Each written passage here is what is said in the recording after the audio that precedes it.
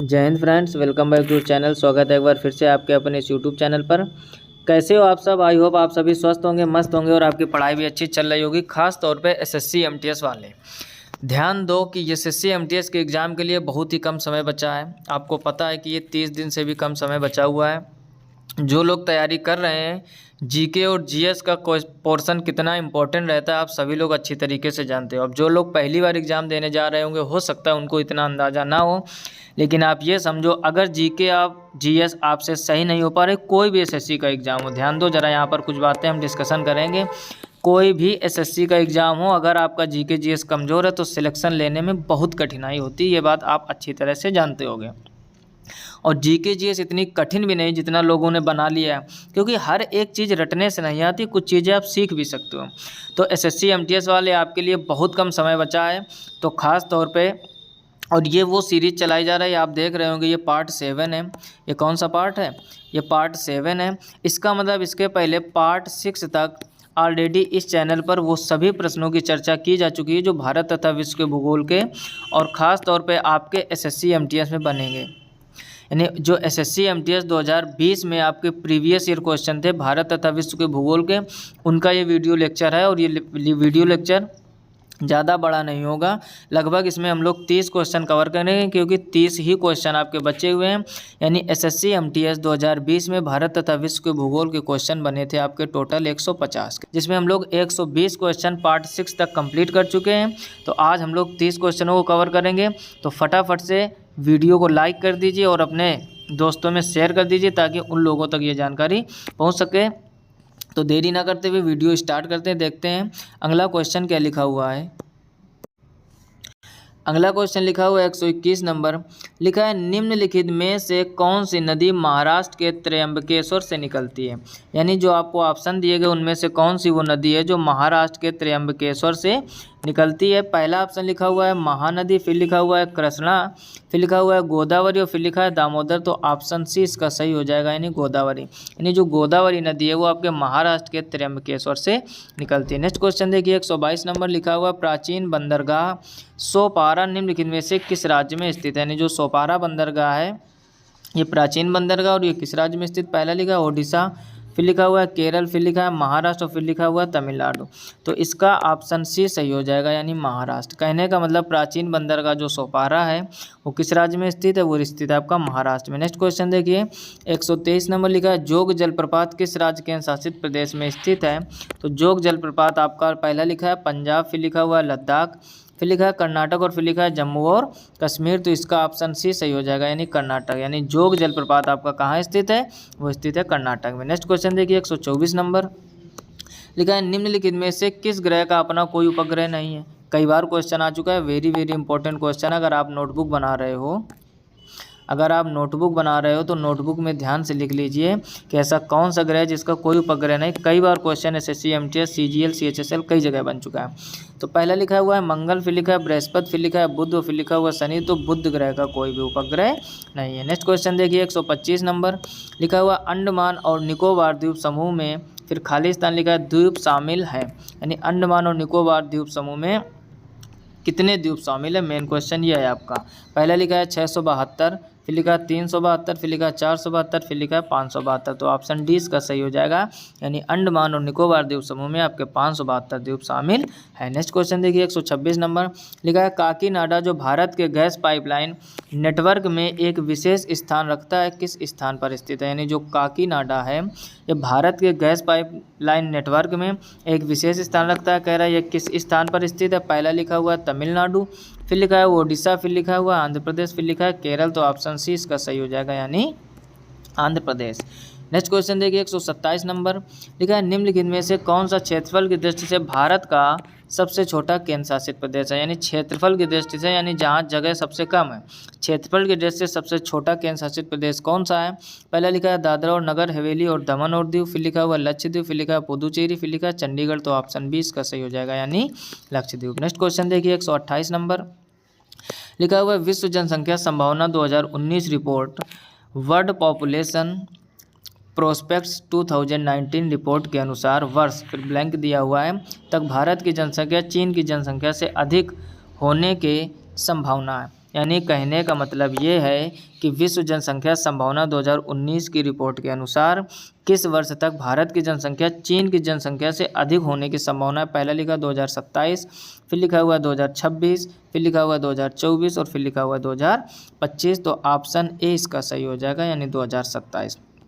आपकी जानकारी के लिए बता दूं, ये क्वेश्चन आपका एसएससी एमटीएस 2020 में पूछा गया था, यानी पुराना क्वेश्चन है।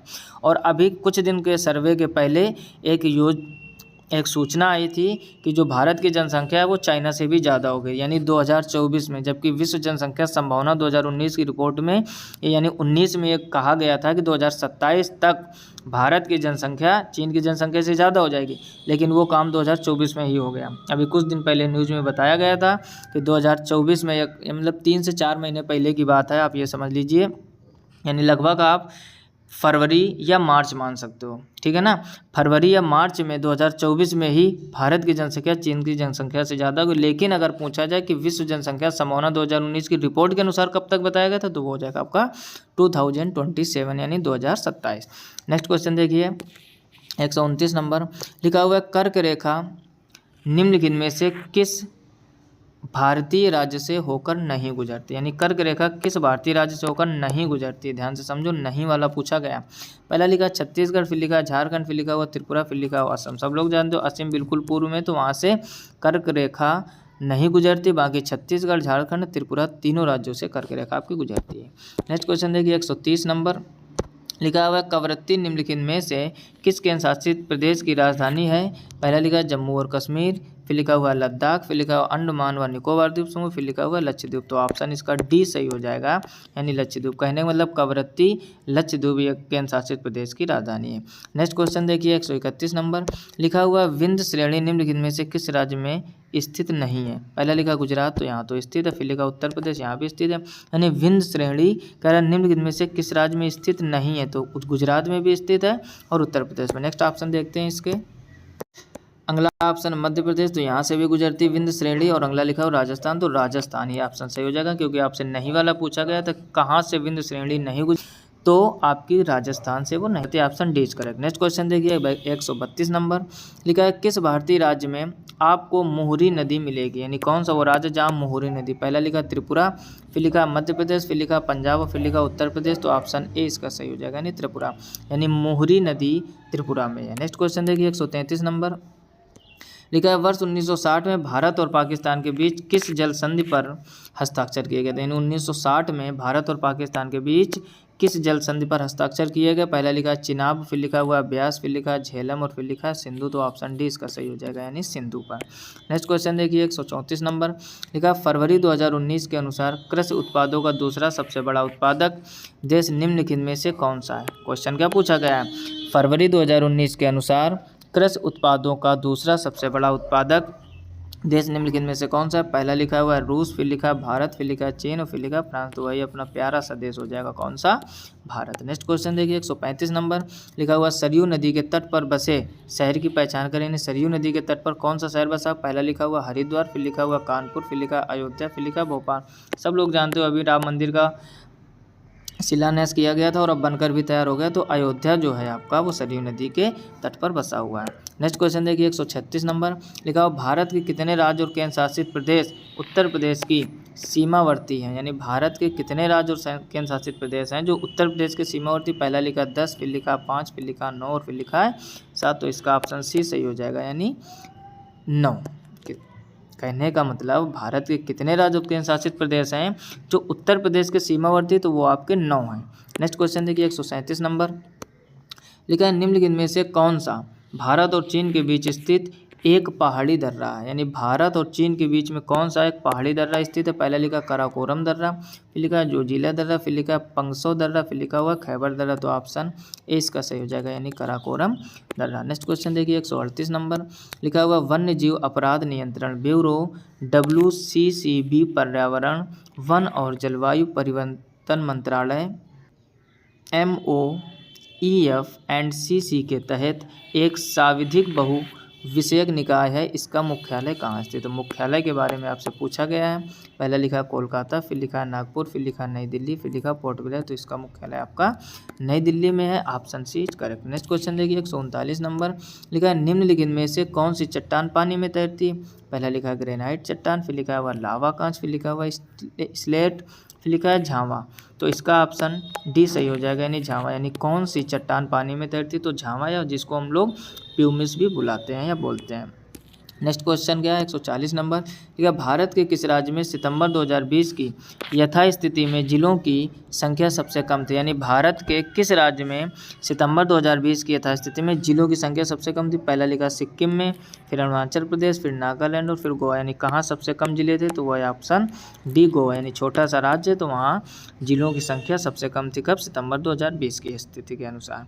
नेक्स्ट क्वेश्चन 141 नंबर पूछा गया है कौन सा भारतीय राज्य ब्रह्मांडी, खरकाई और सुवर्णरेखा नदियों का स्रोत है। पहला लिखा झारखंड, फिर लिखा मध्य प्रदेश, फिर लिखा बिहार और फिर उत्तर प्रदेश। तो इसका ऑप्शन ए सही हो जाएगा, यानी झारखंड। नेक्स्ट क्वेश्चन देखिए 142 नंबर लिखा हुआ है किस भारतीय राज्य में भूसी झील स्थित है। पहला लिखा हुआ पंजाब, फिर लिखा हुआ गुजरात, फिर लिखा राजस्थान और फिर लिखा महाराष्ट्र। तो इसका ऑप्शन डी सही हो जाएगा, यानी महाराष्ट्र। कहने का मतलब किस भारतीय राज्य में भूसी झील स्थित है, तो भूसी झील आपकी महाराष्ट्र में स्थित है। नेक्स्ट क्वेश्चन देखते हैं 143 नंबर 143 नंबर लिखा हुआ है 1951 में शुरू की गई भारत की पहली पंचवर्षीय योजना कृषि उत्पादन को बढ़ावा देने की दृष्टि से कृषि और सिंचाई पर ध्यान केंद्रित करने के लिए निम्नलिखित में से किस आर्थिक मॉडल पर आधारित थी। देखते हैं इसके ऑप्शन। पहला लिखा हुआ है हेक्सर ओहलिन मॉडल, फिर लिखा हुआ है हैरोड डोमर मॉडल, फिर लिखा हुआ है कॉब डगलस मॉडल और फिर लिखा हुआ है मुंडेल फ्लेमिंग मॉडल। तो ऑप्शन इसका बी सही हो जाएगा, यानी Herod Domar model. Next question देखिए 144 नंबर लिखा है निम्नलिखित में से कौन सा वह पर्वत शिखर है जो भारतीय राज्य नागालैंड और म्यांमार के संगाइंग श्रेणी की पहाड़ी सीमा पर आसपास की चोटियों से ऊपर दिखाई देता है। देखते हैं इसके ऑप्शन। पहला लिखा हुआ है माउंट कलसुबाही, फिर लिखा हुआ है माउंट धूपगढ़, फिर लिखा हुआ है माउंट सारामती, फिर लिखा हुआ है माउंट दोड्डबेट।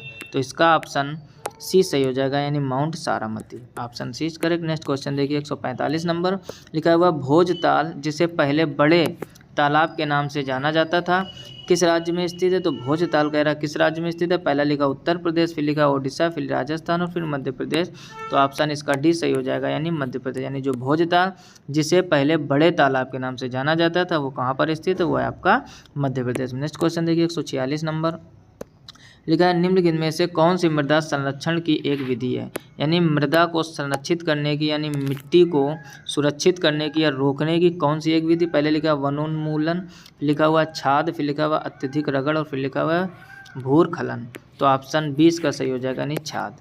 कह रहा है निम्नलिखित में से कौन सी मृदा संरक्षण की एक विधि है, वो है आपकी छाद। Option 20 correct. नेक्स्ट क्वेश्चन देखिए 147 नंबर लिखा है कौन सी नदी हिमालय की पूर्वी सीमा को चिन्हित करती है। पहला लिखा है काली, फिर लिखा है तिस्ता, फिर लिखा है दिहांग और फिर लिखा है ब्रह्मपुत्र। तो इसका ऑप्शन डी सही हो जाएगा, यानी ब्रह्मपुत्र।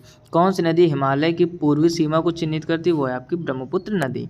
नेक्स्ट क्वेश्चन देखिए 148 नंबर लिखा पश्चिमोत्तर, उत्तर और पूर्वोत्तर में किस प्रकार के पर्वत भारत को आबद्ध करते हैं। पहला लिखा गुंबद पर्वत, फिर लिखा तरुण वलित पर्वत, फिर लिखा पठारी पर्वत, फिर लिखा अवरोधी पर्वत। तो इसका ऑप्शन बी सही हो जाएगा, यानी तरुण वलित पर्वत। Option B is young fold mountains भी इनको इंग्लिश में हम लोग बोल सकते हैं। नेक्स्ट क्वेश्चन देखिए 149 नंबर लिखा हुआ है वायुमंडल की किस परत में उल्का पिंडों के जलने की घटनाएं हो सकती हैं। यानी वायुमंडल की वो कौन सी परत है जहाँ उल्का पिंड जल सकते हैं। तो समताप मंडल, फिर लिखा है ताप मंडल, फिर लिखा है मध्य मंडल, फिर लिखा है बहिमंडल। तो ऑप्शन सी का सही हो जाएगा, यानी मध्य मंडल। नेक्स्ट क्वेश्चन देखिए 150 नंबर लिखा हुआ किस भारतीय शहर में नीलांचल हिल्स है। यानी कौन सा वो भारतीय शहर है जहाँ नीलांचल हिल्स है। पहला लिखा है गुवाहाटी, फिर लिखा हुआ है गंगटोक, फिर लिखा हुआ है बरेली, फिर लिखा हुआ है इंदौर। तो ऑप्शन ए इसका सही हो जाएगा, यानी गुवाहाटी। यानी गुवाहाटी में आपका नीलांचल हिल्स है। नेक्स्ट क्वेश्चन देखिए 151 नंबर